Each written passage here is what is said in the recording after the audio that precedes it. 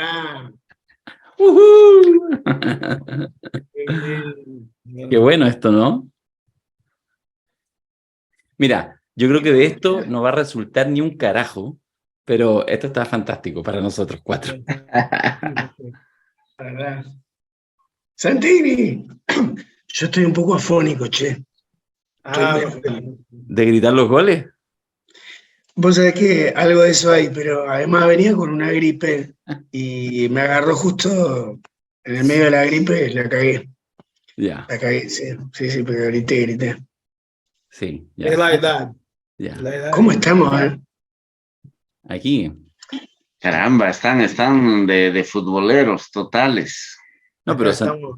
Santini esperando Acá estoy con mañana. la remera con Lula, ¿viste? Brasil. Ah, mirá. Ah, para que Mira. no nos confundan, porque acá se pone la remera de Brasil, ahora te confunden Sí, es te verdad, Con confunden con Santos, con bolsonarista. bolsonaristas, sí, sí. Sí, va a es costar verdad. eso, Eso ¿ah? tiene. ¿Ah? Sí, va a costar recuperar eso. Va a costar recuperar. Ahora, si uno sale camisa del equipo de Brasil de selección, ya se ve con bolsonarista. Por eso lo estamos identificados con O tiene que ser con el número Claro. 13, ¿o no? 13. No, para acá tiene 13. Ah, ya. Contémosle a la gente de Argentina, de Bolivia y de Chile que el 13 fue el número de la elección de Lula y el 22 de Bolsonaro. Sí, no, el 13, en realidad el 13, acá en Brasil las fórmulas de partido tienen números. O sea, todos los partidos tienen su número. El 13 es el número del PT siempre. O sea, siempre Ah, sí. desde por lo menos los 80, sí, todos los partidos en la cédula electoral tiene su número. Así Y, que el PT 13 es siempre 13. Todas las elecciones, el número de PT es 13. y el Y después 22, viene 13-1 para, digamos, gobernadores, hasta Sí, 5 cifras para concejales, una cosa así. Siempre me perfecto. llegó una duda sobre el tema, Santini. ¿Y el número del partido, lo elige el partido o es correlativo y justo le tocó el 13 al PT? ¿Cómo fue? No, justo le tocó el 13, desde los 80 tiene Sí, este yo número. recuerdo, siempre fue el 13. Sí, sí, sí. En realidad, cuando hicieron la apertura de los partidos en el los años 80, después de la dictadura, empezaron a poner los números por orden de la solicitud que han solicitado su legalización. Entonces, 11, 12, el PDT, que es de Brizola, es 12, el PT 13. Curiosamente, el 22, por ejemplo, de Bolsonaro, Bolsonaro ya ha pasado por 10 partidos, es su 10º partido, ya ha pasado por 10º. casi todos los partidos de la derecha y todo, pero el Partido Liberal, que es el partido que está Bolsonaro actualmente, es 22 desde hace muchos años, ¿no? Pero el partido ha cambiado de nombre, ha cambiado de dueño y ahora es el partido de Bolsonaro, pero sigue con el mismo número. ¿Pero ya se lo compró el partido o pudiera quizás cambiarlo y en la próxima elección Bolsonaro ser candidato? Porque va a ser candidato. Sí, sí, sí. No, puede ser que cambie partido, pero Ya. sigue. Ahora, este partido parece que le va a dar una estructura para que sea más o menos como el líder de la oposición de derecha en los próximos años. Ya. Qué bonito. Bueno, oye, bueno, qué placer vernos. Costó de hecho una sesión frustrada que no alcanzamos y ahora ya estamos y ahora ya no sabemos ni qué hablar ya. Porque ¿cómo uno hace para hablar no vamos a hablar de fútbol, pero también es difícil no hablar de fútbol. Ahí está Balán, que está completamente difónico porque estuvo gritando los goles de Argentina. Ahí está Santini esperando mañana gritar los goles de Brasil. Aquí estamos, Mario y yo, gritando todos los goles, porque bueno, no nos queda otra que nos agarre un gran espíritu latinoamericano, si no queda otra, ¿no? Pero igual hay una tensión que siempre aparece de manera permanente del fútbol y como la facilidad que tiene de terminar siendo a veces un discurso como de dominación y de no pensar en nada más y de sentir que en torno a un pedacito de trapo se establece una unidad que no es cierta, ¿o no? Yo por ahí, ayer estábamos justo ¿Se escucha bien, más o menos? Sí. Sí, se escucha. No, ayer estábamos hablando con Lole de Paraná, con el vocero nacional de Cultura Comunitaria ahí, uno de los dos, con Evelyn, y yo le decía que yo la verdad que siento que dentro del panorama de la cultura popular argentina, de todo lo que es la cultura popular de la Argentina, el componente, mirá, dijo, este Darío dijo, me voy a hacer un mate y se está tomando una caipiriña marca cañón. Huevón, es agua, huevón. ¿Cómo se caipirinha? Agua con Y aquí, hojas. y aquí tengo mi mate, estoy cagado de calor acá en Santiago de Chile, weón, 35 grados acá adentro. Estoy con esta huevada que me da más calor todavía. No voy a gastar vos en contrariarte, pero bueno, no, que Pero yo parece una decía que caipirinha. Es cierto que parece una caipirinha, está bien. parece. Está bien, está bien. No, que dentro de los elementos de la cultura popular argentina, yo lo vivo como una bendición, entre comillas, el tema de que tengamos el componente fútbol con tanta fuerza en lo que es el espíritu argentino. Porque por muchas cosas, entre otras, porque yo lo vivo como un ejemplo muy concreto del trabajo en equipo, ¿viste? Y, y genera un montón de debates populares acerca de la relación entre los superdotados, los habilidosos, los héroes del fútbol y el equipo, y los directores técnicos, y en los últimos años, por ejemplo, la irrupción de las mujeres en el fútbol. Y, o sea, es como todo un campo de la vida cultural de la Argentina, en donde yo lo vivo como una especie de bálsamo, ¿viste? Donde volvemos a hablar de equipos, de construcción colectiva, de estrategia además. A mí me asombra, ¿viste? La cantidad de personas que discuten la estrategia, la forma de plantarse en el campo de juego, porque es un terreno, el fútbol, en donde específicamente sabemos que si no hay estrategia y no hay juego de equipo, no hay triunfo, ¿no?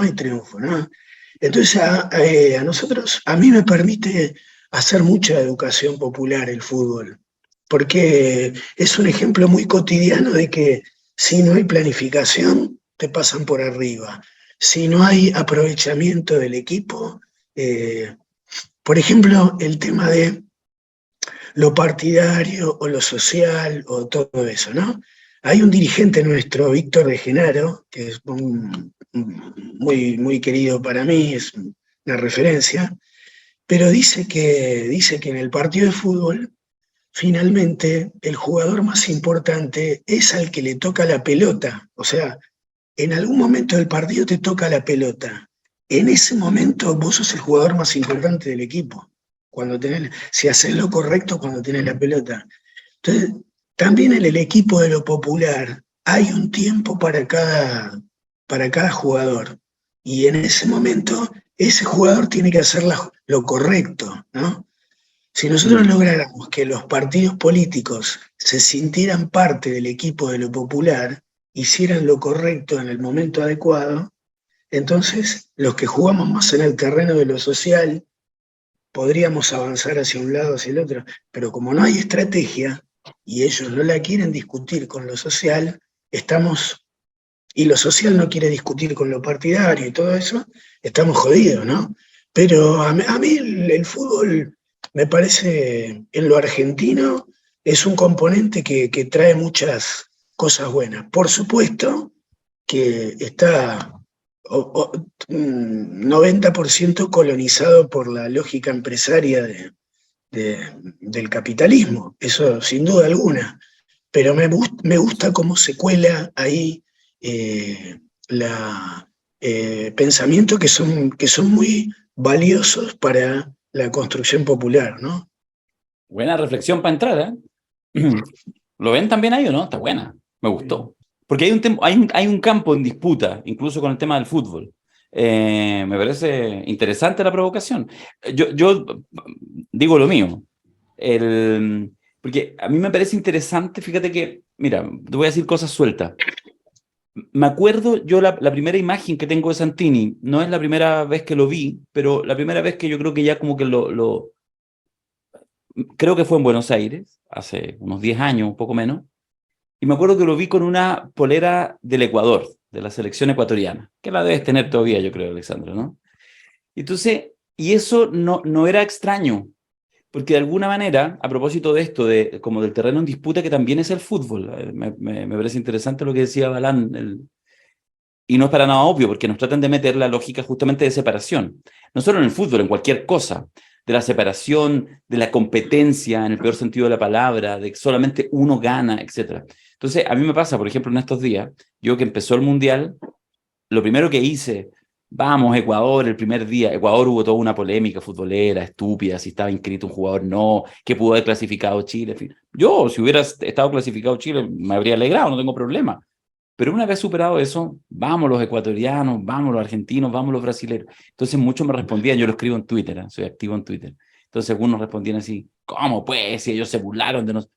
Por supuesto que se van a burlar de nosotros, y cuando yo juego con los argentinos yo quiero ganarle, ellos no. Y es parte del juego. Eso es el fútbol, un juego. Pero fíjate que está muy sancionado, incluso hasta en este ámbito de juego, apoyar aquello que no es lo tuyo. ¿Por qué tú los apoyas? Me escribían algunos. ¿Por qué tú apoyas, qué sé yo, que vaya bien Argentina? ¿Eres argentino? No, le dije yo, pero tengo más amigos argentinos que polacos. Quizás si hubiera vivido 5 años en Polonia, estaría obvio. Y eso es parte como de la mezcla. Es bien interesante como eso aparece en muchos ámbitos, una cosa contraintuitiva y cada vez más contraintuitiva, como cada vez más segmentado.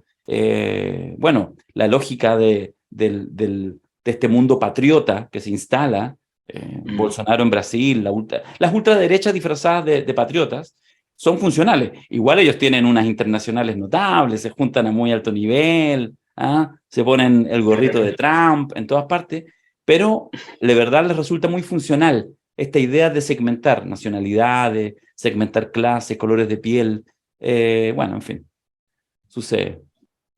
Yo creo que... No, dale, Santini, No, dale. adelante, Mario, adelante. Tú que estás en el Mundial, dale. Y estás con camiseta del Brasil. No, nada más para decir que para mí este tema de la relación con la perspectiva latinoamericana, a mi modo de ver, o sea, siempre ha tenido mucho que ver con el fútbol. O sea, yo me di cuenta de la dimensión latinoamericana de la vida, por así decir, a través de los mundiales. Yo me acuerdo mucho, por ejemplo, el Mundial de 86, donde Brasil salió, perdió de Francia en las cuartas de final, pero la final fue Alemania y Argentina. O sea, el mundial de Diego fue el 86, fue el gran mundial de Diego, ¿no? Y yo me acuerdo, o sea, y Alemania lo ganó, pero no, eso fue el 90. El 90, sí, sí. No, el 86 lo ganó Argentina o Alemania. Argentina en México. Sí, sí, y el 90, sí, Alemania. Alemania, sí, sí, eso. Entonces, y yo me acuerdo en este momento justo está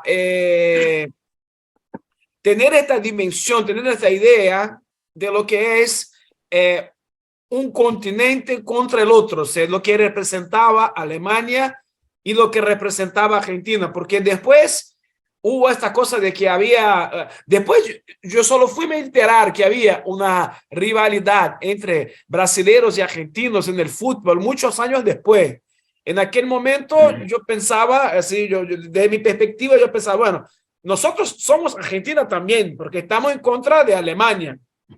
Y eso fue para mí como tener un poco de conciencia, por ahí que siempre me interesaba las polleras, la remera y también los partidos donde estaban los equipos latinoamericanos. Entonces, como pensar en términos de que el Mundial ahora desciendo le estuvo muy bien a Costa Rica, los logros, los pequeños éxitos de México, de otros países también, de Chile cuando va a los mundiales, o sea, Bolivia no vemos mucho en los mundiales, pero también ahí por veces en la Copa América, en estas competiciones regionales, o sea, resulta que también aparece y es siempre muy bueno acompañar. Para mí, por ejemplo, en este momento no estoy muy feliz con la Libertadores porque hay como una hegemonía de los equipos brasileños porque están ahí, o sea, casi que la Libertadores ya no es más un campeonato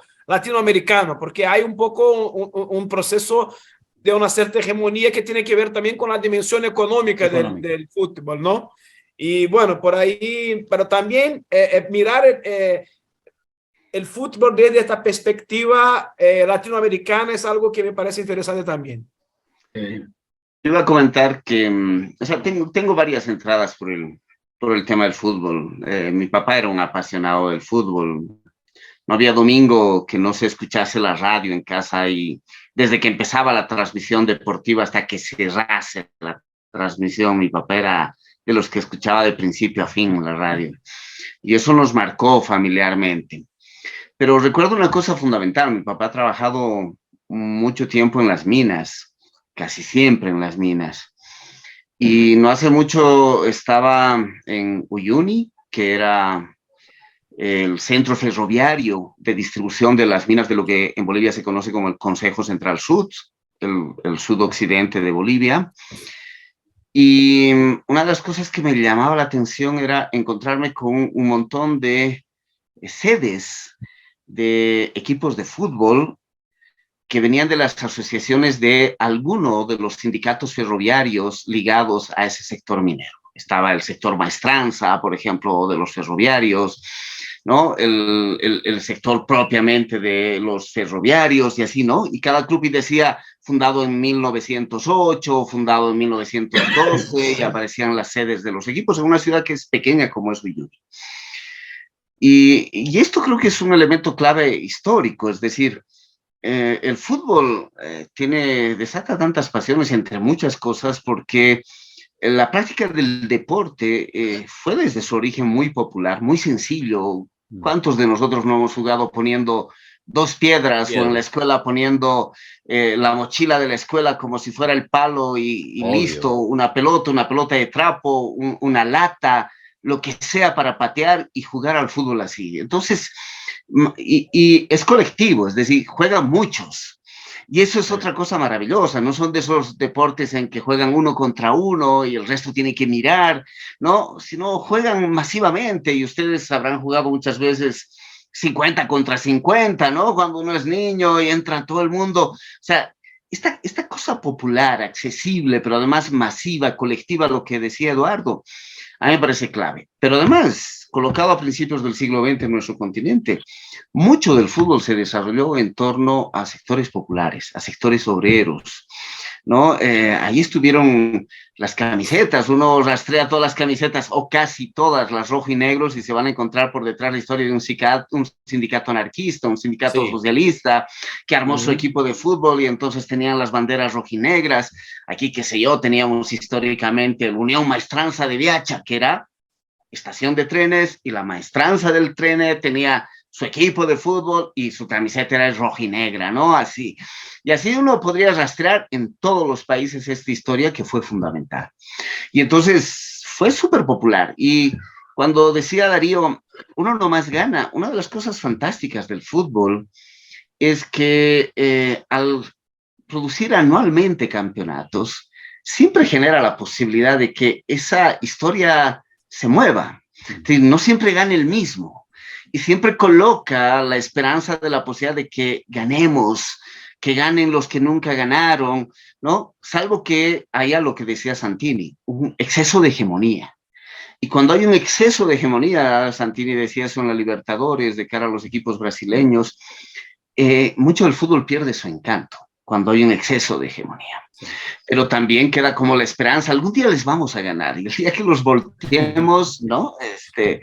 ¿no? Se celebrará colectivamente. Bolivia casi nunca ha estado en los mundiales, pero ha estado, por ejemplo, en el 94 en Estados Unidos, y de esos pocos logros, justamente desde los márgenes, se celebra profundamente, ¿no? O sea, quedan como esos hechos de la historia que articulan. Y Cuando hablaba Santini de esta suerte de esta sensación de pertenencia latinoamericana, esta suerte de conciencia de lo latinoamericano, Martín Barbero, este tremendo comunicador colombiano, trabaja sobre la telenovela y la importancia de la cultura popular y los procesos comunicacionales populares para la generación de una pertenencia, una suerte de identidad, de pertenencia latinoamericana a partir del melodrama. Y tiene que ver eso mucho también, ¿no? Entre comillas, la cultura de masas genera una suerte de proximidad, de comprensión del otro, de la otra, con pasiones parecidas, con cantos parecidos, ¿no? Con sueños parecidos en torno al fútbol y genera una perspectiva continental. Martín Barbero estudia eso en la telenovela. Lo podríamos mirar desde el fútbol también. El problema está, desde mi perspectiva, siempre hubo, en el fútbol, poco a poco se insertó la lógica comercial del fútbol y los monopolios económicos detrás del fútbol y los intereses económicos. Pero especialmente en la fase neoliberal hay una modificación fundamental. Recordemos que el neoliberalismo trabaja sobre la idea de diferencia, pero la trabaja para fragmentarla, para colocarla en lugares y ámbitos de enfrentamiento. Y eso ocurre con la música. Por ejemplo, todos los debates entre comillas, las culturas urbanas y las músicas que entonces un punk no podía ver a un metalero, alguien que le gustaba el thrash no podía mirar a un punkero porque le parecía demasiado suave. Entonces, trabaja sobre la lógica de la fragmentación a partir de la diferencia. Y el neoliberalismo, desde los años 80, alentó esa noción del hincha fanático como lógica de consumo, porque sí, el neoliberalismo intenta modificar la lógica de pertenencia de clase por una suerte de identidad por la vía del consumo igual que otros, y eso me genera identidad, pertenencia, en vez de mi pertenencia de clase. Va por la lógica del consumo, la ampliación del consumo. Y uno de los elementos claves fue el fútbol. Por eso yo siempre digo, hay que mirar un poco la publicidad del gran emporio empresarial. Y el gran emporio empresarial empezó a colocar publicidad en el fútbol. Y cuando colocó su publicidad en el fútbol, colocó la imagen de esta suerte de hincha fanático, ¿no? Es la época de caras pintadas, todos con la remera de la camiseta del color del equipo, de la selección, ¿no? Esto no lo veías en los años 50. Eso no lo veías en los 40, o era marginal. Empieza a ser masivo y empiezas a mirar al otro y a la otra como tu enemigo, aunque sea tu próximo. Eso incentiva mucho en los clásicos regionales, ¿no? Entonces tienen los dos equipos, son muy populares, pero el del otro equipo pasa a ser tu enemigo, aunque sea próximo en tu visión de clase, en tu visión de pertenencia étnica, ¿no? En el territorio en el que habitas, pero pasa a ser tu enemigo y generas procesos de violencia impresionante. En Argentina me impresiona siempre las barras, esta suerte de identidad popular a través del fútbol, como contaba Eduardo, pero al mismo tiempo la sobreexaltación de la violencia, ¿no? De esa generación del fragmento, del enfrentamiento a muerte, ¿no? Entre las hinchadas, se vuelve un territorio inseguro, y mucho eso lo ha alimentado el neoliberalismo. Y si a eso le aumentas todo el negocio que hay detrás del fútbol hoy, vives, como dices, Darío, una suerte de contradicciones. Pero a pesar de eso, sigue siendo entre los deportes el lugar de regeneración, de reafirmación de lo popular. Por eso es tan potente hablar, vivir, sentir, convivir los elementos del fútbol. Está interpelando de alguna manera nuestra manera de sentirnos parte de lo popular, de la vida cotidiana de la gente. Bueno, probablemente porque todo es finalmente un campo en disputa, porque el neoliberalismo no tiene lado de afuera, y porque probablemente una cosa que yo creo que en estos últimos meses lo hemos notado con mucha intensidad, en un proceso dramático en Chile, como fue la derrota hace, ¿cuánto? 2 meses atrás del plebiscito de salida, ¿cierto? Para generar una nueva constitución, es que yo creo que una de las reflexiones que te das cuenta de aquello es que el neoliberalismo uno tiende a veces a ubicarlo más en la dimensión económica, es decir, en las relaciones, digamos, económicas, como un sistema económico. Por supuesto lo es, digamos, una fase más a ultranza del propio capitalismo, un desarrollo del capitalismo muy monopólico, muy excluyente. Pero en realidad, más allá de las relaciones económicas, es un cuerpo cultural. O sea, cuando nosotros en Chile, después del estallido social, se hablaba, digamos, como se decía algo así como Chile fue una de las cunas del neoliberalismo, como un experimento en el tercer mundo, en América Latina, muy, muy primigenio a propósito de la dictadura militar. Entonces, será la tumba.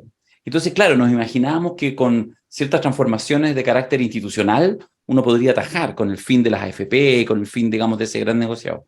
Y en realidad, el neoliberalismo ahí está, pulsionando en muchos sectores populares, etcétera. Porque hay sectores populares que no tienen nada y que, sin embargo, defienden, en Chile es muy intenso, la lógica de mi propiedad privada, lo que sea, aunque no tengo nada, no importa. Ese nada que tengo, su poquito, no quiero que nadie me lo quite.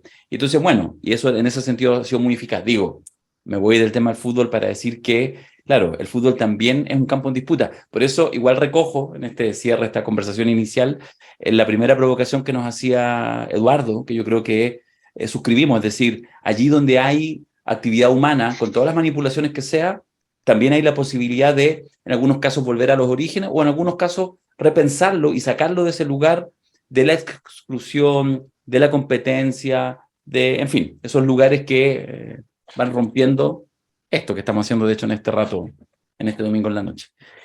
Yo tenía ganas que pudiéramos conversar hoy en este, déjame solamente hacer un pequeño paréntesis para contarle a quienes pudieran estar escuchando o viendo esto, no sé por qué, pero bueno, esa es decisión de ustedes que llevan ya un buen rato escuchando esto, que hemos decidido, Mario, Eduardo, Alexandre y yo, juntarnos 3 veces y grabar 3 podcasts. Y listo. Si habrá un cuarto podcast, no lo sabemos, porque estamos disponibles a juntarnos 3 veces. Y porque nos pareció fantástico la idea de poder vernos, aunque sea con estas cámaras. Yo creo que desde en Mendoza fue la última vez que nos vimos, ¿no? No sé si nos vimos en Buenos Aires los 4. Sí, 2019. Sí, en Mendoza. Sí. En Mendoza estuvimos en un lugar, los 4... Un boliche, sí, ¿te En un acuerdas barcito, de lo en un bar en presente? Mendoza. En un bar en Mendoza. Bueno, Sí, sí, gran maravilloso. conversa. Sí.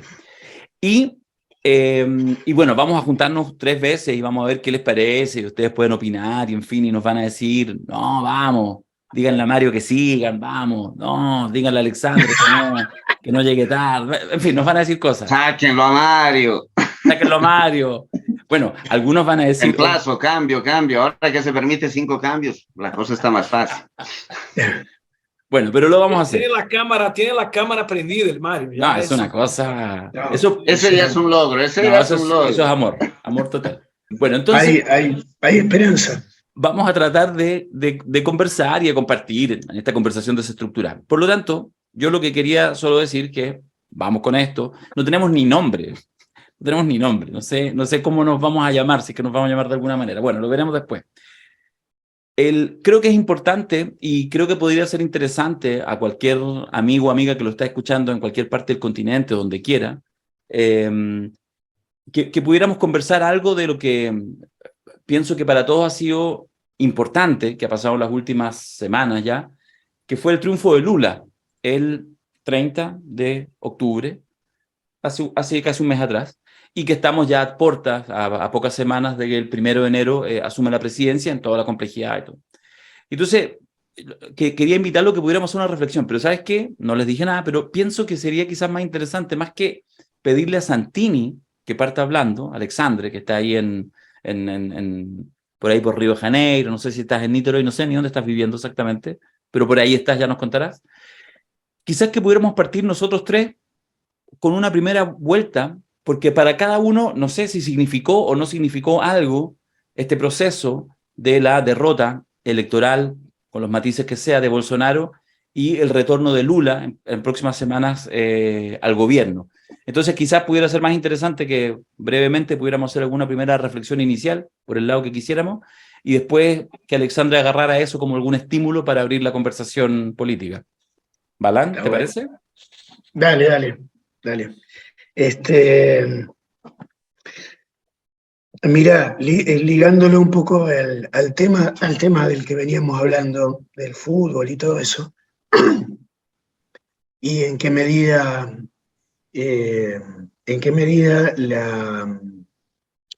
el capitalismo se adueña el neoliberalismo se adueña de algo que en esencia es pura energía popular colectiva del juego, además, porque en ese sentido estuvo muy buena las ponderaciones que hacía Mario respecto del fútbol, ¿viste? Que es una cosa realmente de clase, además, popular, un juego inventado por los pueblos del mundo, que es el juego más popular del mundo, ¿no? Entonces,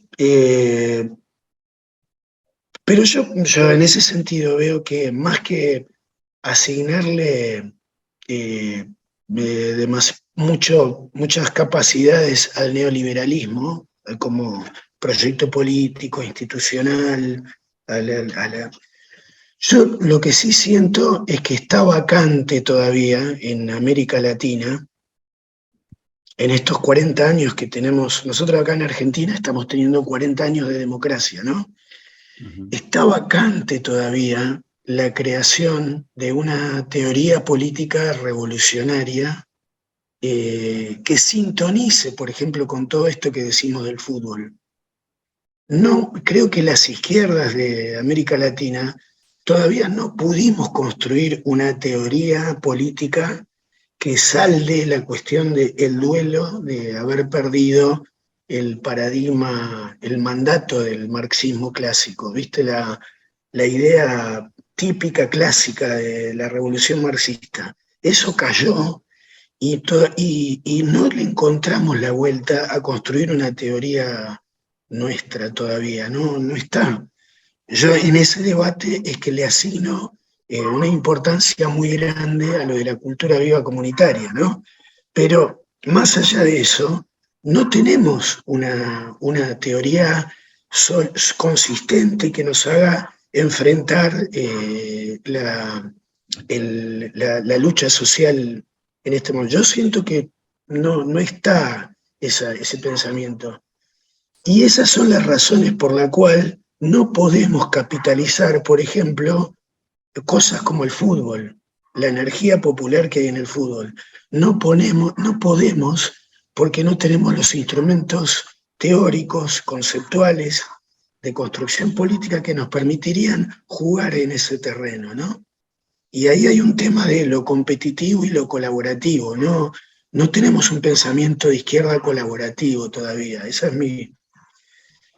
Pero ¿por qué hago esta introducción? Porque a mí me parece que tanto la elección de Lula como la elección que hubo en Argentina, de haber, en el caso de Argentina, haber vuelto a confiar en la propuesta progresista de Alberto Fernández, haber vuelto a confiar en el kirchnerismo, y esta cuestión de lo que pasó en Brasil, que la figura de Lula, que hace 2 años estaba preso y hoy es candidato a presidente, en una situación ajustada, pero que vuelve a mostrar que el pueblo cree, aún en las deficiencias que tuvieron las gestiones progresistas, ¿no? La incompletitud, la pacatería, la impotencia, la burocratización, esa cosa de las gestiones progresistas que realmente en el terreno de la gestión nos hacen, a mí a veces me desaniman, ¿no? Pero aún en ese marco veo que nuestros pueblos siguen creyendo en que se puede inventar una manera, ¿no?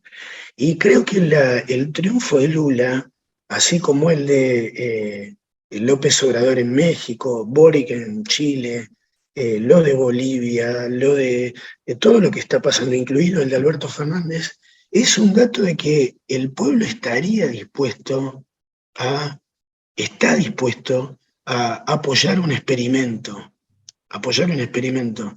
Y en ese sentido me parece un dato fenomenal lo de Brasil. O sea, un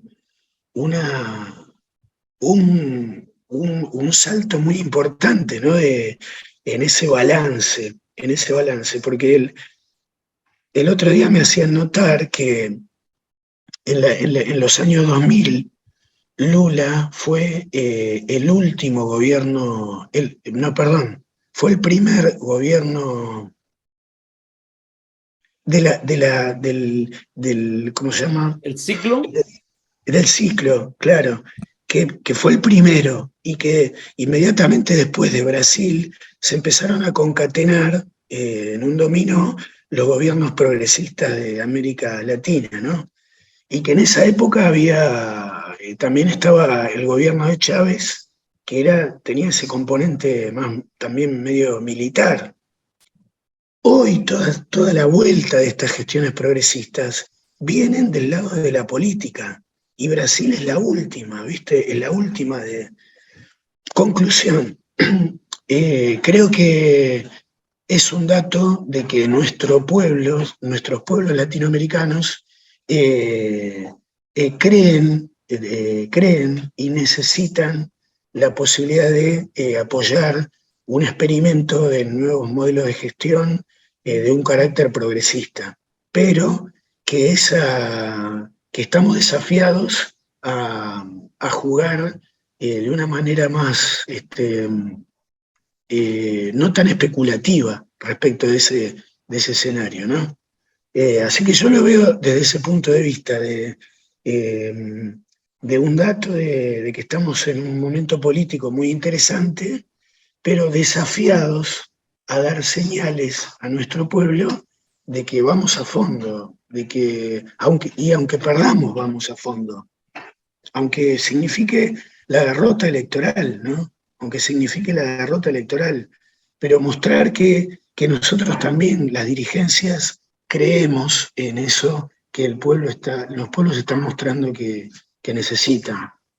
Esa es un poco mi impresión. Y aclaro que no es mi fuerte, así ¿viste? La geopolítica así más latinoamericana, no la estudio, pero es un poco lo que siento un poco, ¿no? Que siguen creyendo en nosotros. Acá en Argentina se ve con mucha claridad. El pueblo argentino solo soportó 4 años de neoliberalismo en el poder, explícito, neoliberalismo explícito, y los mandó a casa de vuelta. Entonces,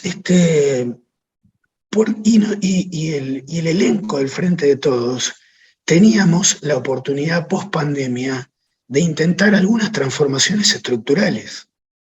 No hubo audacia, hubo apenas una buena gestión de la pandemia, pero no hubo ni la más mínima audacia por tocar alguno de esos resortes de la distribución de la riqueza.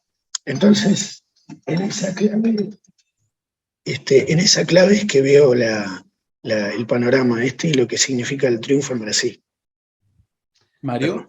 Yo recogería una cosa que dice Balán, contando lo de Argentina, diciendo, gobierno neoliberal, aquí lo soportamos 4 años y lo mandamos, ¿no? A jalar al gobierno de Macri.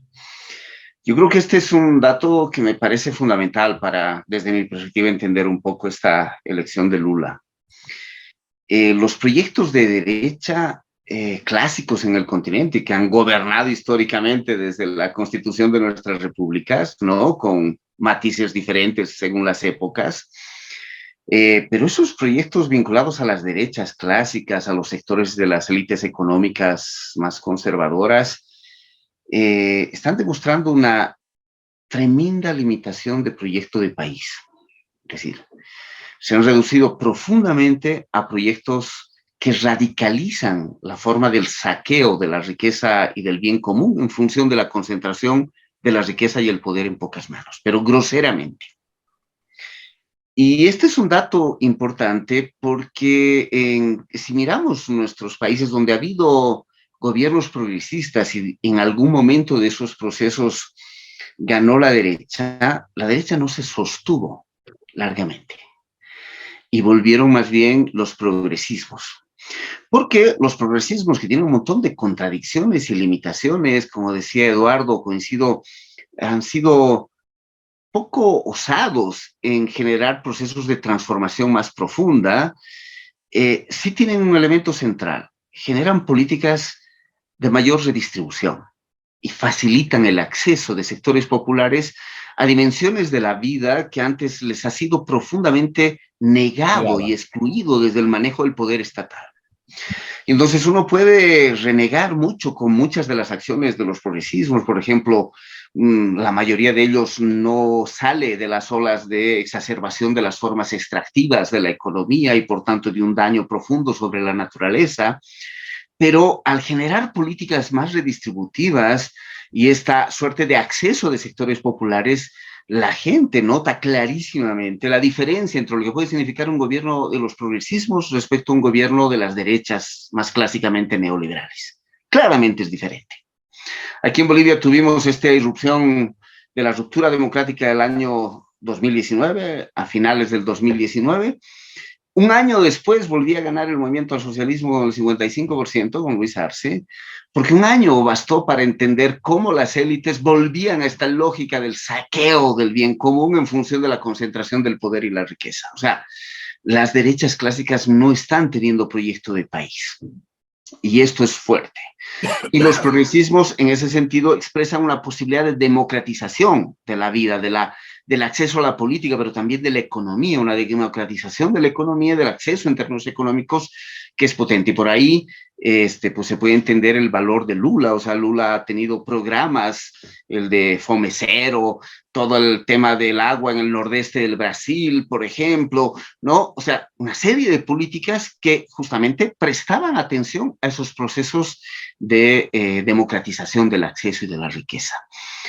Segundo elemento que me parece así fuerte, a pesar de eso, también por la experiencia del primer ciclo progresista y lo que estamos viviendo de este segundo ciclo de los progresismos en el continente, si se puede hablar de ciclos, ¿no? Pero para poner un poco la terminología que hoy se utiliza cuando se habla de los progresismos y estas épocas históricas de los progresismos,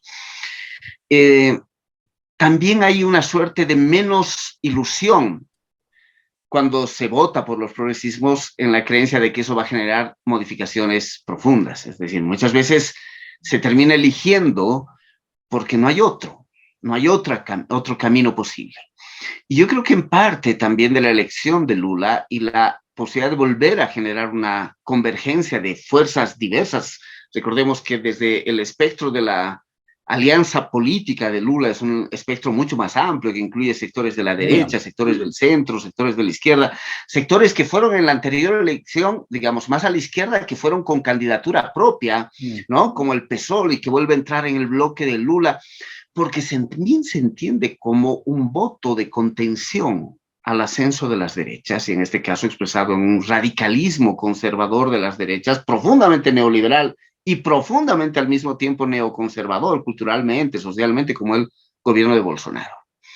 Y entonces hay, desde mi perspectiva, más que un voto por grandes transformaciones, también hay un voto fuerte por contener a esas expresiones de la extrema derecha que han mostrado estos caminos tremendamente nefastos. Y ese es el tercer elemento que me parece cada vez más presente en varios lugares del continente y en el mundo. Es decir, estamos viviendo, es un poco como varias de las plataformas digitales, ¿no? El proceso algorítmico de selección de mensajes te genera cada vez más guetos, es decir, tú terminas siguiendo a quienes piensan más o menos como ti y te siguen quienes más o menos piensan como vos, ¿no? Y entonces uno cree que amplía sus espectros de diálogo, pero terminan cada vez más cerrados en esas estructuras de las plataformas digitales, en gran parte como se manejan hoy en día. Este podcast va a ser parte de eso, justamente lo que queremos. Posiblemente, así es, ¿no? Y entonces, en términos políticos, lo que estamos viviendo en varios países es una polarización profunda entre dos campos de pensamiento, ¿no? Uno que podríamos expresar en un campo muy complejo, muy diverso, con muchos matices, pero que abre un espectro desde lo popular de posibilidades de transformación. Unas más moderadas, ¿no? Con pocos cambios, otros más radicales, lo que sea, pero un campo de lo que podríamos llamar lo popular. Y un campo profundo y creciente de la acción política, de las subjetividades, eso que Darío decía con el neoliberalismo. No solo el neoliberalismo es un proyecto económico, es un proyecto que toca las subjetividades, la cultura, la manera en que entendemos la vida y nos relacionamos, ¿no? Expresado en las extremas derechas. ¿no? Profundamente neoliberales en la economía y profundamente neoconservadoras en el campo cultural, político, en su visión del mundo, y que en el caso del Brasil ha encontrado uno de los ejemplos más radicales y más consistentes en la figura del bolsonarismo y en la expresión de una movilización de una institucionalidad de todo tipo, desde varios sectores de las iglesias más institucionales, ¿no? El sector empresarial, la empresa mediática, ¿no? Etcétera. O sea, ha penetrado la cultura popular, como decíamos, con el fútbol, ¿no? Y ha configurado un cuerpo social de apoyo que no escucha la otra posición, sino se reafirma en sí misma.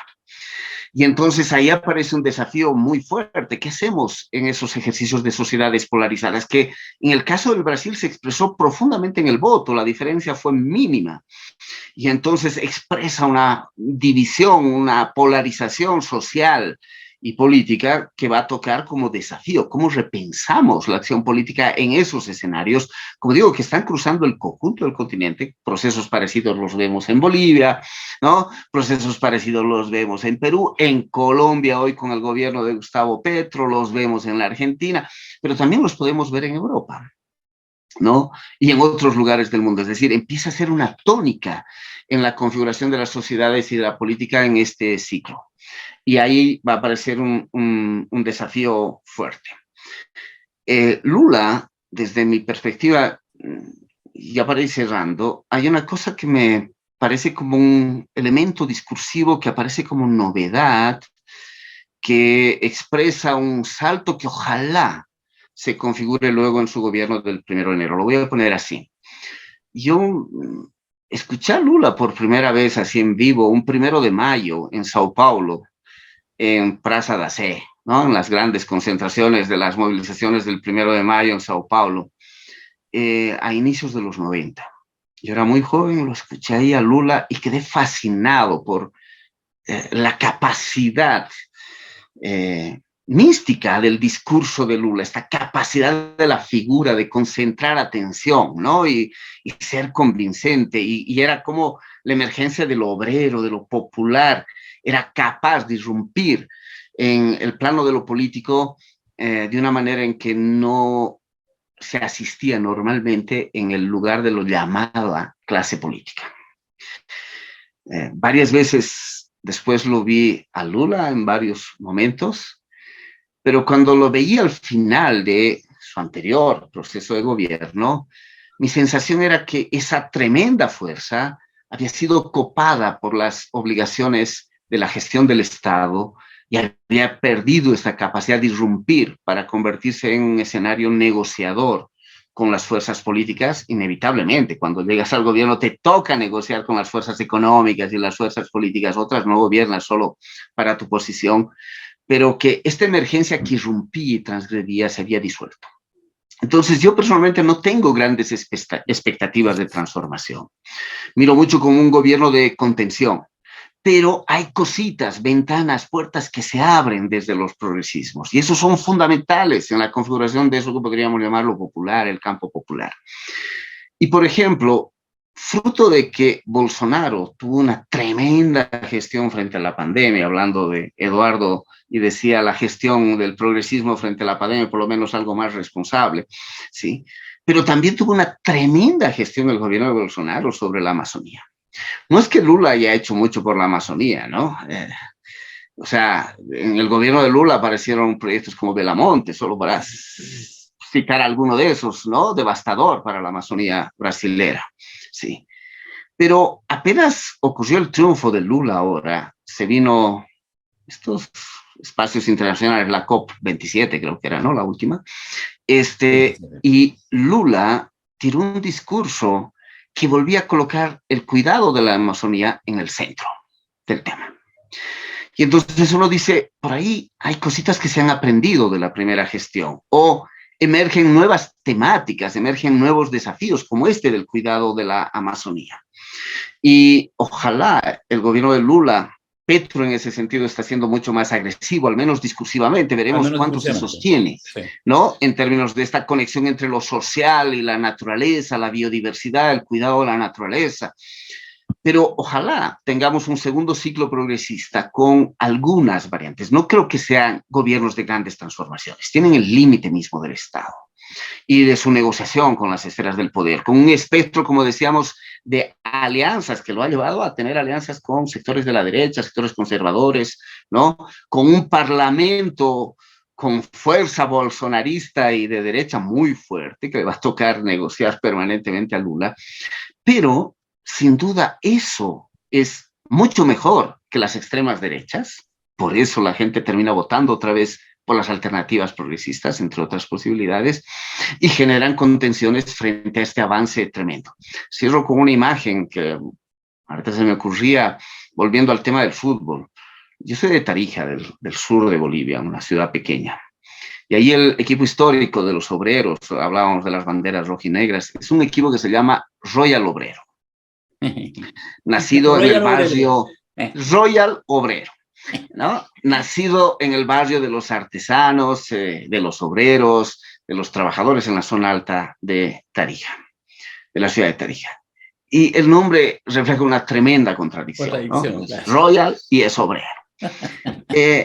Yo digo, hay esas contradicciones en el gobierno de Lula, esas mismas contradicciones, pero la pelota está en el campo de lo popular. Lula está en ese lugar del campo de lo popular, ¿no? En esa emergencia del pueblo irrumpiendo con el fútbol, cargado de contradicciones como ese nombre de Royal Obrero. Ojalá sea un progresismo que abra posibilidades, pero no alcanzan los gobiernos.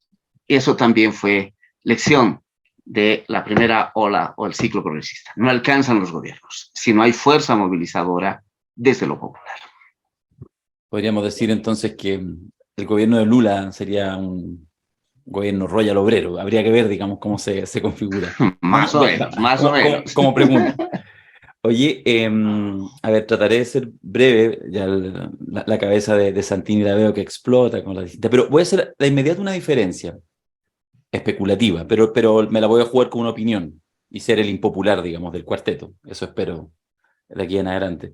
A propósito de, lo decía con ánimo Eduardo, lo refrendaba también con ánimo Mario, esta idea de que los gobiernos progresistas, incluso cuando se califican de izquierda, pero terminan siendo solo un progresismo medio socialdemócrata, medio amarillento, este concepto, pero igual es mejor que nada y finalmente la gente lo ve y por lo tanto tiende a volver después de que pasa por experiencias de derecha, pensando en el paso de Macri a la dupla Fernández-Fernández, pensando del paso de Bolsonaro. Y yo fíjate, mira, lo leía la otra vez, solo lo cito, alguien decía, mira, en realidad, más que explicar acá el ciclo progresista que pudiera haber en las últimas elecciones, Chile, Colombia, qué sé yo, Argentina, si uno extiende el plazo, Brasil ahora, en realidad lo que sucede es que hay un fenómeno cada vez creciente de lo que empiezan a ganar son las oposiciones, a lo que sea. Y entonces quien está en el gobierno solamente para perder el poder a la siguiente. No, yo no suscribo esa tesis, pero miraba datos, digamos. Efectivamente, en el caso de Chile, había un gobierno de derecha, se pasa. Entonces, más bien habría eso. Y por eso uno podría perfectamente, lo dije yo un poco socarronamente, con drama, pero prefiero reírme que llorar, pensando que Bolsonaro tiene ya su número 22 o cuál será el número, porque va a ser candidato la próxima vez y va a estar en segunda vuelta en la próxima vez. O sea, todavía no asume Lula. Y yo me juego doble sencillo, que es algo que el tipo esté muerto, le pase algo, no sé qué. Es bien probable. Lo que yo digo, fíjate que no es un delirio místico. Ustedes estarán de acuerdo al menos conmigo que no es un delirio. Entonces, eso es muy extraño. Un gobierno que en este minuto se va, que viene un gobierno progresista. Hay que decir, a favor de los procesos transformadores, a favor de las fuerzas progresistas, por ejemplo en el Brasil, que las últimas 6 elecciones presidenciales han ganado 5. Yo eso aquí en algunos debates en Chile lo decía. No, que votaron de nuevo por eso. Porque algunos se informaron. En Chile somos muy ignorantes de temas internacionales. Probablemente más ignorantes promedio que en América Latina. Es la visión que yo tengo. Entonces algunos se informan de lo que pasa con Lula viendo la serie de Netflix O Mecanismo. Bueno, en fin. Y creen que es entonces, pero lo vi en una serie. En Netflix. Así como quien, no sé, leyó un libro de historia. Bueno. Les decía yo, de las últimas 6 elecciones han ganado 5. Las 2 primeras con Lula, las 2 siguientes con Dilma, que la sacaron con un golpe blando, asqueroso, demostrado. Después Bolsonaro en una situación de caos y ahora de nuevo Lula. Está bien. Pero pese a eso, quiero hacerme cargo de esta complejidad. Y que esa es la pregunta principal que yo le hago a Alexandre y que nos hago también, porque obviamente es una reflexión que no buscamos la verdad en lo que nos diga nuestro carioca amigo, sino que queremos conversarlo, pero que tiene que ver con el fenómeno de las ultraderechas. A mí lo que más me parece interesante de este retorno de Lula es que pase con eso, porque si bien las ultraderechas nos han acompañado siempre, uno las puede distinguir, que de alguna manera nos retrotrae a un fenómeno más antiguo que uno entendía que políticamente estaba más bien ya en el pasado, que es esta idea de los neofascismos. ¿Y qué es los neofascismos? Sino básicamente una extraña mezcla de a problemas complejos, respuestas muy simples, basadas en un par de concepciones, raciales a veces, si no raciales la patria, al orden, ¿ah? A la cosa que no existe en las clases sociales, y muy sencillo, muy simple, en general orden, y por eso entronca muy bien con el militarismo, etc. Y ahí están las ultraderechas y estos aromas neofascistas que uno pensaba ya como un poco más en el... y que de pronto gozan de buena salud, y que de pronto aparece Trump, que era un bufón para todo, y de pronto va ganando elecciones, y se transforma en presidente democráticamente elegido, y cuando se va, al igual que Bolsonaro, se va con un caudal de votos incluso superior a cuando fue electo. Y solamente una mínima porción que logró activar esto que hace décadas atrás habríamos llamado frente antifascista, ¿eh? Ahora ya no tienen ese nombre, pero en el fondo es casi eso, como una pequeña, y que permite, no sé, ganar por 2-3 puntos. Y eso sería, que es parecido a lo que sucede en el Brasil en términos electorales. Entonces, la pregunta, toda esta reflexión que yo hago es, yo podría casi pensar que me siento ahora a esperar el retorno de la ultraderecha. Porque el que haya llegado Bolsonaro a la región es que eso es posible, no en un país cualquiera, en el más grande, más grande del mundo, ¿eh?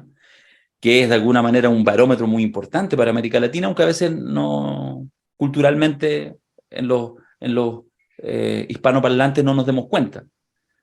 Y entonces ahí a mí me preocupa si asistiremos, o sea, me preocupa la enorme responsabilidad que yo le asigno a Lula y que le asigno al pueblo brasileño y a quienes van a asumir el gobierno el 1 de enero, en ser extremadamente eficaces en un tiempo donde la política está muy desprestigiada, cosa que favorece a estos discursos de ultraderecha,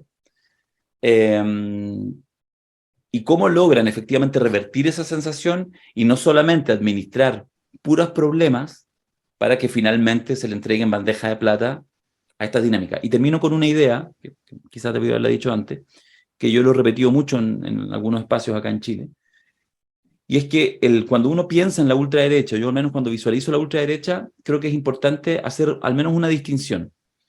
Hay una ultraderecha que es la clásica, que es la que está a la derecha de la derecha.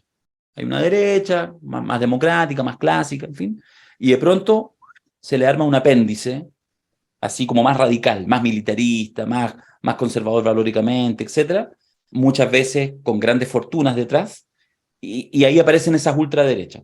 A esas estábamos más o menos acostumbrados, y esas en general tienden a llegar a un tope que no es tan alto, en general, en términos de porcentaje, en términos de votación. Pero en realidad lo que ahora vemos cada vez más es lo que, no soy muy riguroso al decirlo, pero creo que les hará sentido, una especie como de ultraderecha que está más bien en organizaciones políticas apolíticas, en el discurso de no somos de izquierda ni de derecha, y en la política son todos corruptos, entonces surge el nuevo partido. Un partido que es un partido de la gente, un partido de las personas, un partido... Aquí en Chile es muy nítido ese fenómeno últimamente. Y entonces generalmente va de la mano de ciertos liderazgos fuertes que emergen, que tienen apoyos que nadie los logra ver bien, no tienen ningún horizonte ideológico, no tienen ninguna tradición, y por lo tanto juegan más por la libre. Yo diría que algo de eso, sin ser muy especialista, lo olfateé en la última elección en Colombia, a propósito de el ingeniero Hernández, esta figura fuera como del panorama clásico, que le compite con apoyo de la derecha y que casi derrota, o estuvo ahí peleando, con Gustavo Petro. Es decir, las derechas más clásicas caen en el descrédito, pero siempre habrá una figura que más bien emerge desde la apolítica y no desde la derecha, y que finalmente sigue siendo más o menos similar, porque finalmente sigue siendo estas ideas muy básicas, la patria, la nación, etcétera, y que el mercado haga lo que sea, en fin. Bueno, cierro sencillamente diciendo eso, que creo que el desafío es gigantesco en Brasil y que de verdad creo que el continente mirará con atención, porque me parece que lo que pueda suceder o no suceder en el Brasil en los próximos meses y años puede ser bastante determinante de cómo se configura un mapa para las próximas décadas. Así lo veo yo. Bueno, a ver qué cosas puedo agregar a este panorama ya tan bien así puesto, ¿no? Yo no de casualidad me puse esta remera de Lula, del equipo de Brasil con Lula, acá, para que vean nuestra audiencia. Bueno, ¿y por qué? Porque hoy en Brasil hay una disputa, porque ahí tomando un poco también el tema de fútbol que estábamos hablando antes, sobre el derecho y la conveniencia o no de utilizar la camisa amarilla del equipo de Brasil. Esta es una disputa que se da, que salió del campo deportivo al campo político, porque durante los últimos años utilizar esta remera era una actitud ideológica del campo bolsonarista. De alguna manera, desde el año 2016, cuando fue el golpe, el impeachment de Dilma Rousseff, el movimiento que se armó desde la calle, el movimiento antipolítica, el movimiento manietado por la extrema derecha, fue un movimiento que se ha apropiado de este símbolo como un símbolo de la extrema derecha, del campo. O sea, nosotros somos el Brasil, nuestra bandera jamás será la bandera roja, somos verde y amarillo, somos el Brasil. Entonces, se han apropiado discursivamente con una estrategia simbólica, ideológica, de tomar para sí este símbolo. No es casual que, por ejemplo, en las últimas semanas, vino el Mundial, y Lula en sus redes sociales, en sus manifestaciones públicas, tiene enérgicamente puesto la camisa de Brasil y está haciendo una serie de manifestaciones públicas diciendo, este es un símbolo nuestro de todo el pueblo y que no se puede dividir para uno y para otro, porque todos nosotros tenemos el derecho de utilizar este símbolo como un símbolo del pueblo de Brasil. Y porque lo que está pasando en Brasil, que es para mí lo más complejo y más difícil de este tema post-electoral, post la elección de Lula, es la profunda división de la sociedad brasileña. Es una división, lo que yo escuchaba a los compañeros y amigos argentinos hablando de una expresión que a un primer momento yo no la comprendía. Hablaban de la grieta. Y yo no, de hecho, no sabía muy bien el significado de esta expresión hasta que la estamos viviendo en los últimos años en Brasil de una manera absurda, porque lo que hay hoy, el resultado, Lula y Bolsonaro expresa de realidad una profunda división del país, que es una división incluso geográfica del país. Lula gana en el norte y el nordeste, Bolsonaro gana en el sur del país, en el centro del país, donde está la agroindustria, donde está más o menos lo que es la gran Santa Cruz de la Sierra de Brasil, que sería ahí, todo es el Mato Grosso, el Goiás, Mato Grosso do Sur, la frontera ahí con Paraguay y todo eso. Todo este Brasil agro está con Bolsonaro. Incluso el pueblo más humilde de esas regiones también. Esto es una reflexión que tenemos que hacerlo también.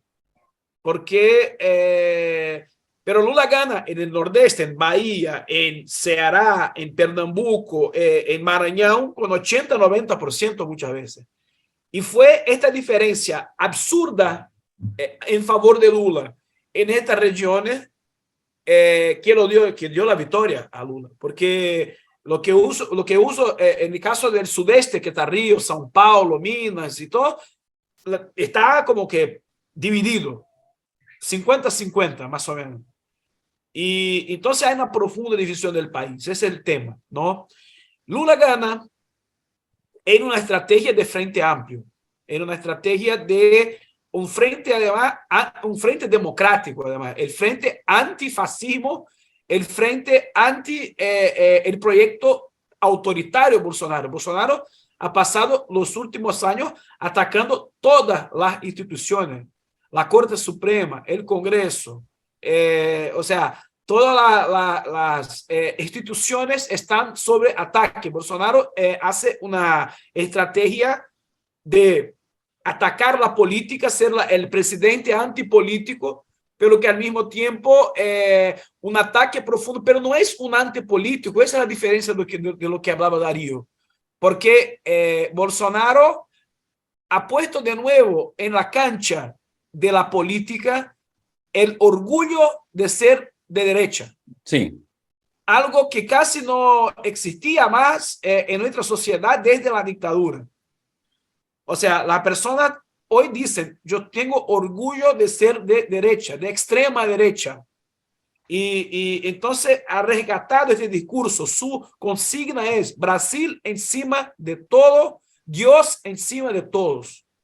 O sea, esta consigna la utiliza y eso es algo al mismo tiempo muy sencillo y que al mismo tiempo también unifica mucha gente y trae en sí, o sea, hay un proyecto también, o sea, como dijo Mario, es neoliberalismo puro y duro en lo económico, pero hay como un proyecto social también, Dios, patria, familia, libertad, porque utiliza y ha utilizado muy claramente estas consignas en su campaña.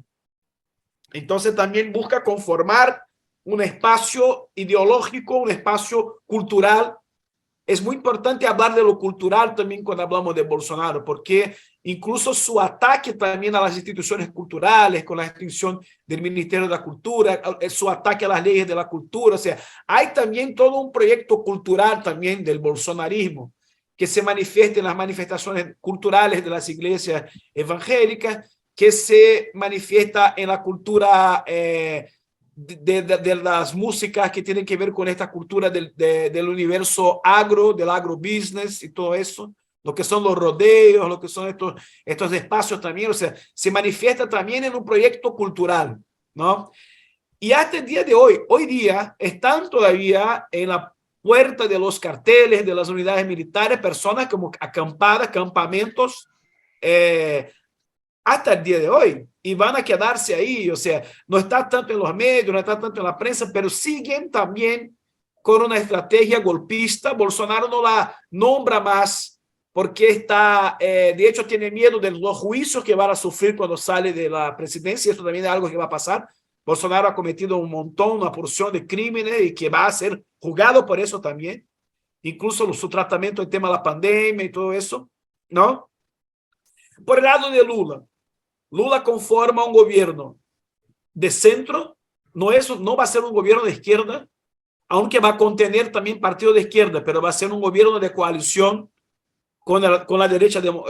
Incluso ahora tenemos que hablar, la derecha democrática, que es la derecha que de alguna manera respeta las instituciones y todo eso, y esta derecha está de alguna manera siendo parte de la base de su sustentación de este gobierno de Lula.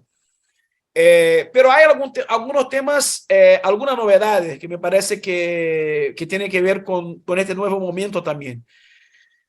Eso de que Mario ya habló del tema de la naturaleza, del tema climático, de la postura de Lula con respecto a la Amazonía, el tema del medio ambiente. Eso es una novedad. Su discurso para eso es un discurso nuevo con relación al discurso tradicional que hace la izquierda con respecto a eso. Además de la agenda ambiental, Lula se comprometió a la creación del Ministerio de los Pueblos Originarios. Eso va a salir, alguna novedad. Y una novedad interesante en esta campaña electoral fue la importancia que Lula ha dado el tema de la cultura, incluso de las políticas culturales, con el tema de la recreación del Ministerio de Cultura, con la idea de creación de unidades de comités de cultura en todas las provincias, y también agregar el tema de la cultura con otras distintas áreas de la gestión del equipo, del ministerio, de manera más transversal. Él tiene nombrado eso de manera muy consistente y muy frecuente. Recién semana pasada hemos estado en Brasilia con una delegación de de secretario de Cultura, de gestores culturales de varias ciudades y provincias, y lo recibió el vicepresidente electo, y ahora recién estamos en una reunión así de Zoom, hablando de punto de cultura en este proceso de transición de gobierno. Estaban personas en un salón ahí donde está la oficina de transición, y estábamos unas 10, 12 personas en el Zoom, y viene Lula a la reunión. Viene, saca una foto, dirige un saludo a las personas que estaban ahí. Circularon algunas fotos incluso ahí por los grupos de cultura biocomunitaria. Así que de verdad, o sea, Lula viene manifestando una comprensión de que este tema de la cultura tiene sí un rol interesante. Porque me parece que este va a ser un gobierno, si por un lado su conformación es una conformación más amplia y no exactamente de izquierda, no exactamente progresista en su todo. Por otro lado, es un gobierno de más disputa ideológica de lo que fueron los gobiernos anteriores de Lula. Me parece que él viene con una comprensión de que es necesario, para contener lo que es ese avance de la extrema derecha y del bolsonarismo, que es necesario una disputa ideológica, que es necesario disputar las conciencias, que es necesario. Entonces, estos tres ejes que estuve acá poniendo, el tema ambiental, el tema de los pueblos originarios, el tema de la cultura, son tres cosas que emergen como un repertorio, como un temario nuevo para el contexto del gobierno en relación incluso a los gobiernos de Lula. Fuera de eso, Lula es, como ya dije Eduardo, en nuestra teoría del comunismo peronitario, que es una teoría política que compartimos acá, Lula es el nuevo Perón, porque Lula, o sea, viene ahí, este gobierno de Lula, para bien, para el mal, tiene mucho que ver, tiene incluso una Evita ahora, que es su mujer, Janja, que viene queriendo ocupar, y va a ocupar un espacio muy importante en el gobierno y en la política brasileña en los próximos años, su esposa. Qué susto. Sí, eso va a pasar, eso va a pasar. Entonces, Perdona, es Lula, pero eso no me gusta, pero bueno, está bien. es una novedad y vamos a tener que lidiar con eso, el gobierno de Lula, para el bien y para el mal, tiene mucho que ver con lo que fue la vuelta de Perón, Y con eso pongo ahí la Qué profecía. qué gran cierre tu intervención, porque Sí. Sí. Oye, pero es buena la referencia, ¿eh? Sí. Sí. O sea, digo, a ver, o sea, es buena la referencia, me refiero que es buena la referencia porque si efectivamente tuviera algo de ese aroma, mira como ciertos liderazgos, o sea, ¿qué es lo que tiene Perón? ¿Qué es lo que tuvo Perón? Que 70 años después sigue siendo una referencia tremendamente importante. Y entonces probablemente está en sus bordes que no son, que son justamente muy flexibles, para Bueno, bien y pero para aparte, mal, nuevamente. Pero sí, a las 10, faltan 15 minutos para terminar. No, si vamos Nombramos a a hablar. Perón. Ese puede No, ser el tal tema cual. del próximo podcast. Lula es el nuevo Perón. Vamos a Sí, ponerlo así. con todo gusto, con todo gusto. No, bueno, ¿qué hacemos? Una ronda de algunos comentarios respecto de lo que dijo Santini, ¿no es cierto? Y ya, ¿sí? ¿Cómo qué? No, Dale, te queremos dale, escuchar, dale, Palan. dale. Quedaste golpeado con la última referencia de Santini. No, sí, creo que hay un, bueno, puede ser hay sensaciones, viste, que yo en ese sentido no me animo a, a ponderar. Me parece que me da la impresión de que,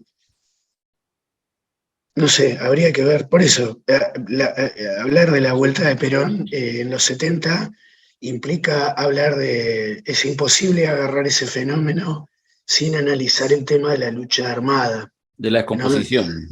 De la lucha armada en Argentina, y eso es algo que hoy no existe en esa dimensión en Brasil, y la lucha armada en el sentido de que había una disputa política que había llegado al terreno de la acción directa y estaba así planteada. Pero no, volviendo al tema Brasil y a la ronda de reflexiones de más atrás, yo por ahí con lo que me queda de vos, lo que diría es lo siguiente: a mí me da la impresión de que voy un poco a tratar de poner algunos matices respecto de los razonamientos que hacía Darío, ¿no? Acerca de si vamos hacia la derecha, si dentro de 4 años vuelven, no vuelven, el juego, entre comillas, especulativo electoral, ¿no? Yo pienso que volviéndolo a ligar con las cosas de las que hablamos al principio de la reunión, yo creo que hay un componente que es esencial a los proyectos populares y sin embargo está subestimado en la gestión de los gobiernos progresistas, y que tiene que ver con la famosa cuestión de la democracia participativa, ¿no? Es decir, el tema de las iniciativas políticas que impliquen el debate en las calles y en los barrios, y que incluyan mecanismos concretos de participación y de debate comunitario. Yo tengo la experiencia de haber gestionado los foros barriales del presupuesto participativo en distintos distritos del conurbano, y tener en el foro vecinal gente que teóricamente eran de derecha y gente de organizaciones de izquierda, ¿no? Y tener que componer una agenda temática que implicara poder dialogar entre todos. Y sé del éxito que tiene el tema de que desde una conducción, entre comillas, progresista, se arbitran los medios para que todo el mundo pueda reflexionar y pueda decir sus razones.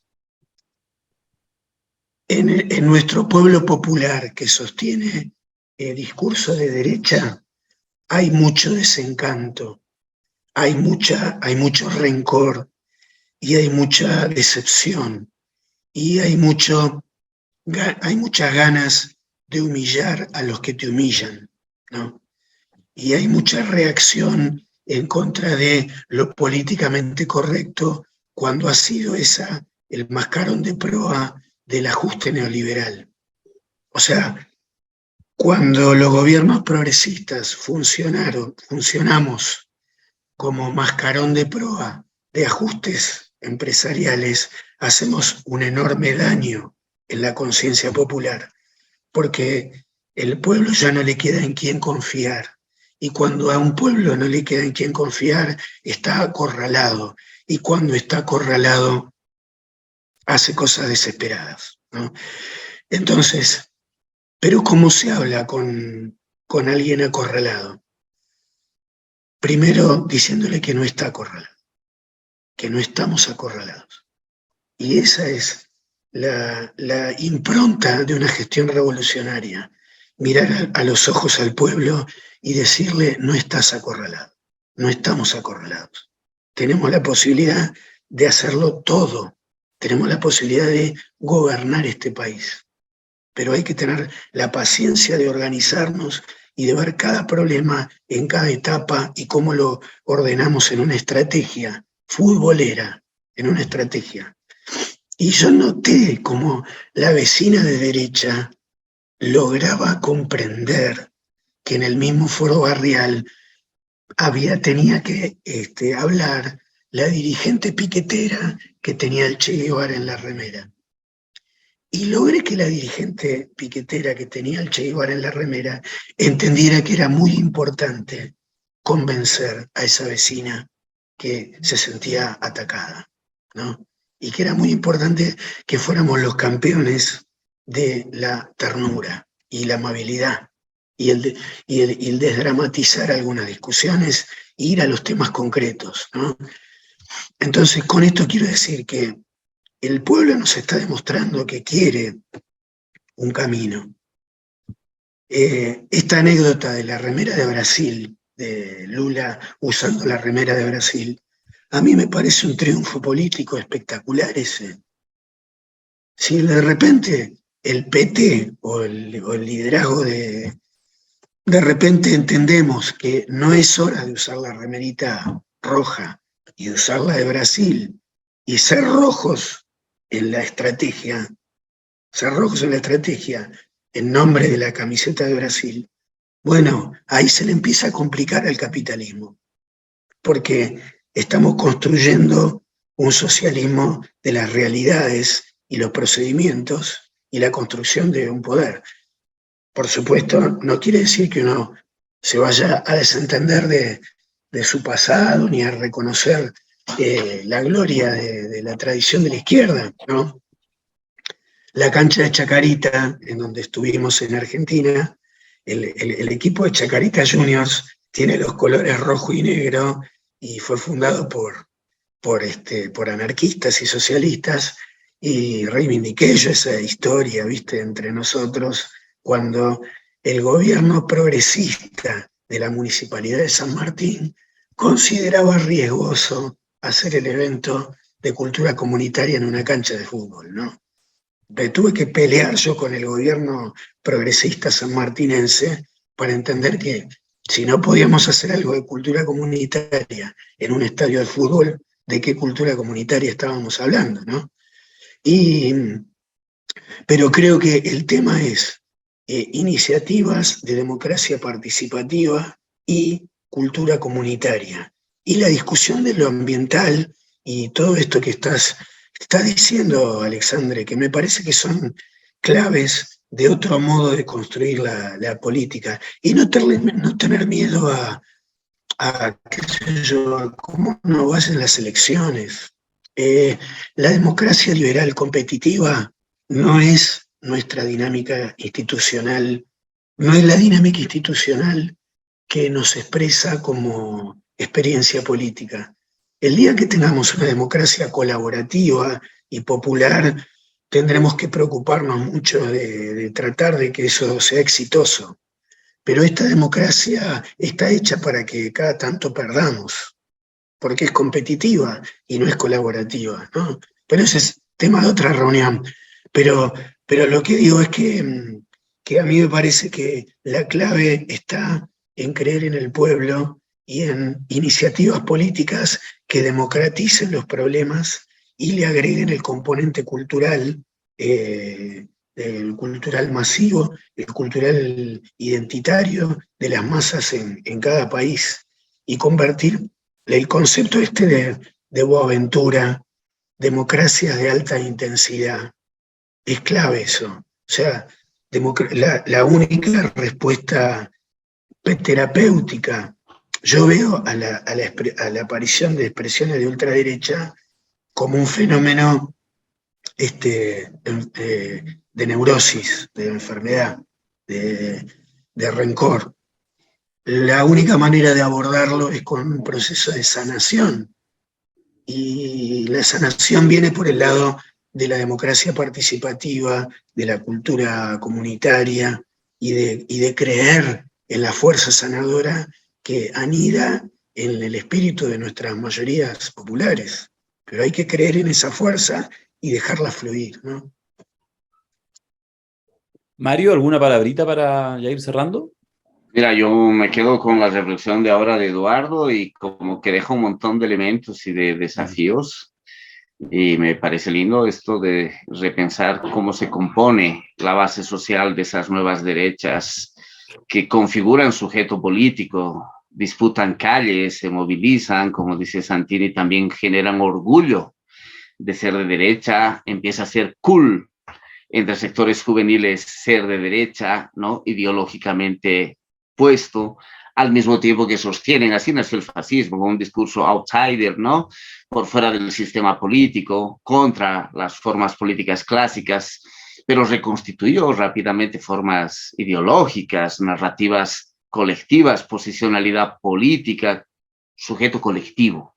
Y ahí toca trabajar, y lo que acaba de poner Eduardo me parece fantástico, y solo para enganchar con el origen del fútbol, por ahí nos puede llevar a discutir y conversar y aprender en esas estrategias participativas y comunitarias de las que hablaba Eduardo, de la famosa democracia corintiana. Además, Lula creo que es hincha del Corinthians de Sao Paulo, que tuvo esa fase fantástica de la llamada democracia corintiana con estrategas tan notables como ese futbolista Sócrates en esa experiencia notable dentro del fútbol. Pero seguiremos charlando en otro ratito.